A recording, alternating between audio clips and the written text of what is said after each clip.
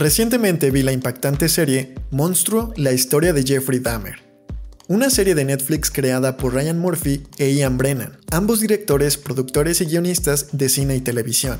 Ian Brennan ha destacado por escribir series y películas como Glee, Scream Queens y The Politician, al lado de Ryan Murphy, quien también es conocido por trabajar en series como Pose y American Horror Story. Las actuaciones más relevantes de esta serie fueron las de Niecy Nash, una actriz y comediante estadounidense que interpreta a Glenda Cleveland, la vecina de Jeff.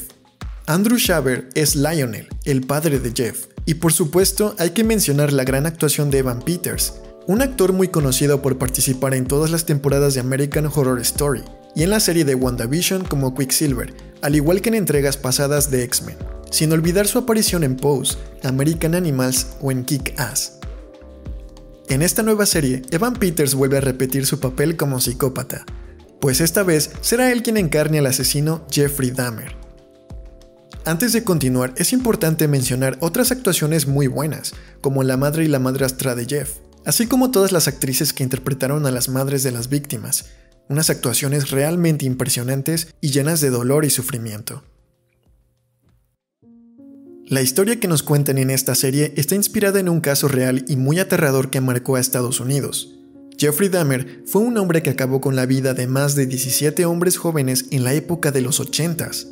En su mayoría, jóvenes que pertenecían a minorías marginadas, afrodescendientes y latinos.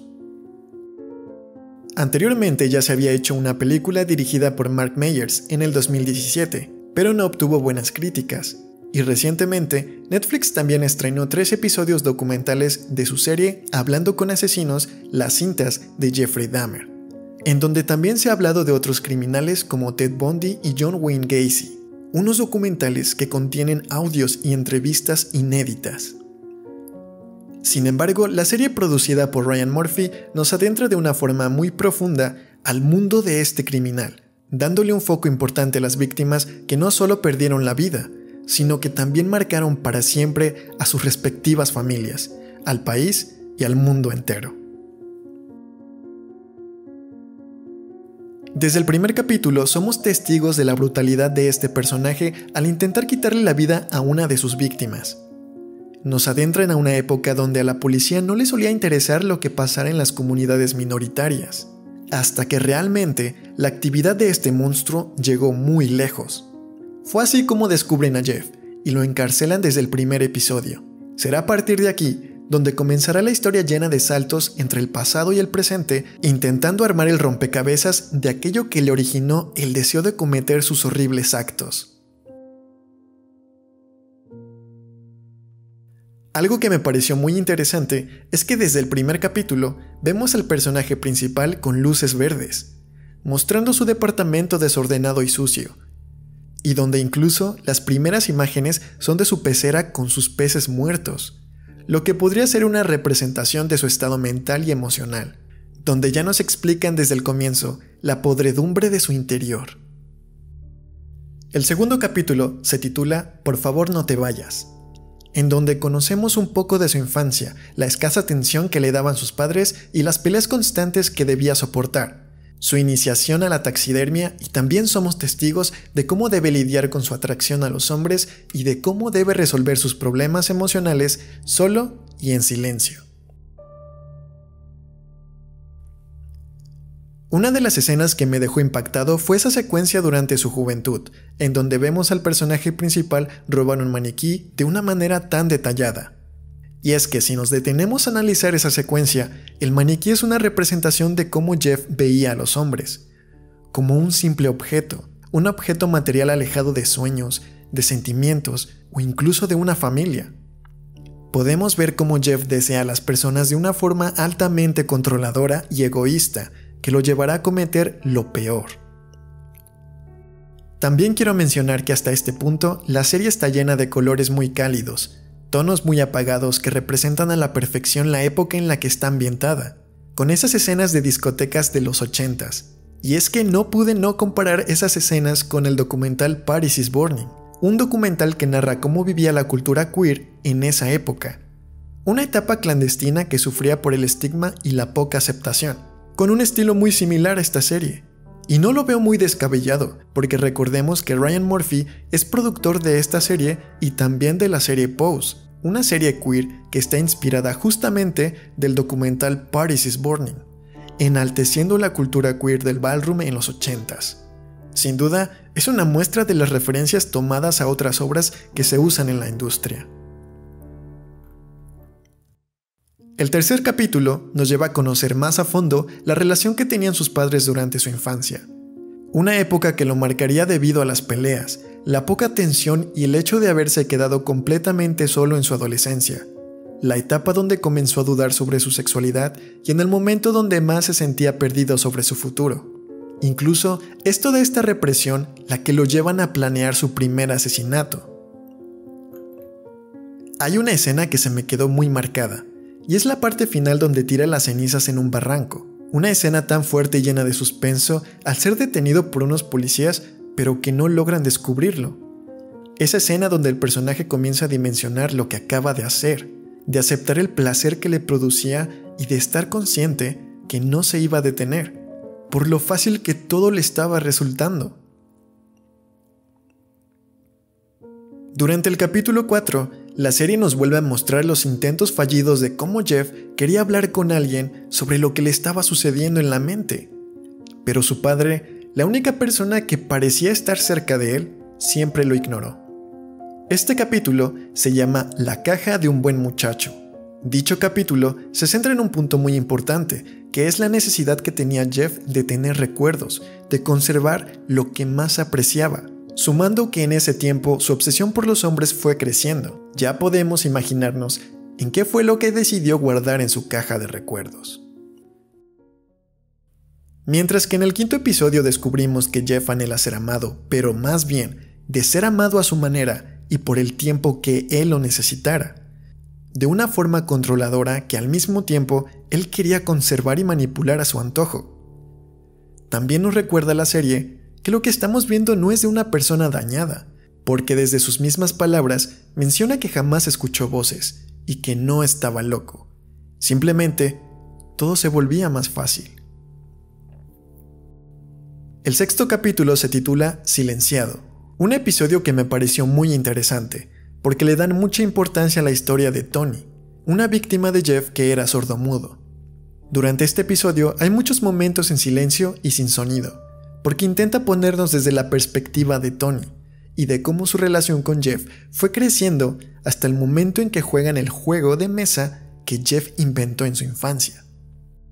En este capítulo nos acercan más a la humanización de aquellas víctimas, el recordarnos que no eran objetos como los veía Jeff, sino hijos de madres y padres, hermanos, amigos, personas llenas de sueños y deseos de explorar el mundo y vivir su vida, pero que se vio afectada por una obsesión nada empática. A partir del séptimo capítulo iremos conociendo más a profundidad a Glenda Cleveland, un personaje muy importante en la serie.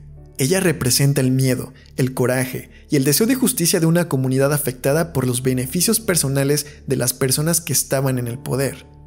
Será esta mujer la voz de la comunidad afroamericana, quien marcará un antes y un después en la ciudad de Milwaukee en asuntos de igualdad, justicia y seguridad. El capítulo 8 y 9 se centra principalmente en mostrar el juicio de Jeffrey Dahmer, el delirio del padre al sentir la responsabilidad de su hijo y el arrepentimiento de su madre por no entender las razones de las acciones de un hijo que nunca les importó. Durante estos capítulos podemos seguir viendo la lucha de la justicia de Glenda Cleveland, pero sobre todo, la serie nos muestra cómo fue que los ciudadanos y las familias de las víctimas quedaron dañadas después de lo sucedido. Personas que probablemente vivieron con miedo, odio, depresión y sentimientos que los iban consumiendo poco a poco, de vivir un duelo que no parecía tener fin.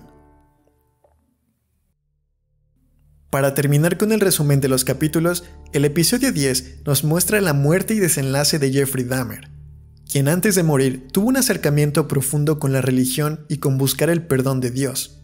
Un momento muy complicado que hasta los mismos personajes se sienten confundidos al imaginar hasta qué punto Dios podría perdonar los actos de un criminal de ese nivel.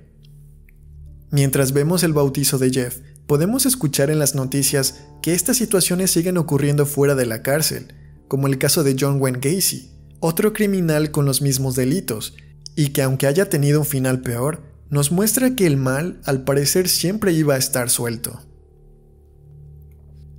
Algo muy curioso que pude notar es que Jeff muere de la misma forma que él comenzó con sus actos, a causa de un golpe con una pesa. Un detalle que también se menciona en el documental de 3 episodios de Netflix, Conversaciones con asesinos, las cintas de Jeffrey Dahmer, en donde lo representan como el final de un ciclo, el final de la historia de Jeffrey Dahmer. La serie terminará con una reflexión por parte de Glenda Cleveland sobre cómo se logra olvidar un acto de odio, de cómo dejar atrás el miedo y el horror que una persona vive aunque no haya estado implicada directamente. Una reflexión que nos recuerda la fortaleza que debemos tener como seres humanos ante las situaciones más difíciles que vivimos o que vemos en el mundo que nos rodea. Si bien la serie nos expone de forma cinematográfica un acontecimiento real en la historia de Estados Unidos, también nos habla de cómo se vivió la injusticia en el país que por muchos años ha sido considerado como uno de los más poderosos. Así como la serie se volvió una de las más populares en el catálogo de Netflix, también se vio envuelta en múltiples críticas por parte de la audiencia, sobre todo por parte de activistas de la comunidad LGBT+, y de las familias de las víctimas. Varias personas en la vida real que fueron interpretadas en la serie se proclamaron en contra debido a la intención de lucrar con la tragedia que vivieron en el pasado, y que estas familias solo recibieron a cambio volver a vivir el trauma de aquellos brutales crímenes. Incluso Netflix tuvo que borrar la etiqueta LGBTQ de la serie, ya que algunos activistas mencionaron que esta no es la representación que estamos buscando. Y es que la serie de Ryan Murphy sobre el carnicero de Milwaukee consiguió cifras multimillonarias a la altura de otros títulos como Stranger Things o El Juego del Calamar. También, familiares de las víctimas mencionan que a la hora de crear la serie no fueron consultadas, ni se les acercaron para preguntarles cómo se sentían al respecto. Incluso, con la fiebre que causó la serie, hasta la cantante Katy Perry salió manchada por utilizar en una de sus canciones del 2013 un verso de 3 segundos donde menciona el nombre de Jeffrey Dahmer, haciendo referencia a sus crímenes. Sin embargo, se ha mencionado y dejado en claro que no solo es el hecho de hacer una representación de Dahmer y del origen de sus crímenes, sino las repercusiones o de cómo la sociedad y nuestro sistema no lograron detener estas actividades, y que en muchas ocasiones fue debido al racismo o la homofobia. Se resalta mucho el hecho de la existencia del racismo por parte de la policía de Estados Unidos, de cómo Jeff, por ser un hombre blanco procedente de una familia de clase media alta, ya contaba con ventajas de no ser considerado como un criminal.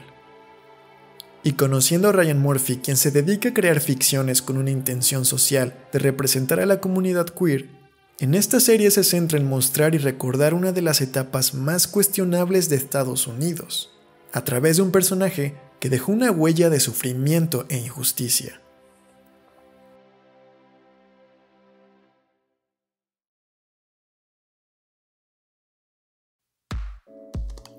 De forma personal, la serie me parece bastante buena.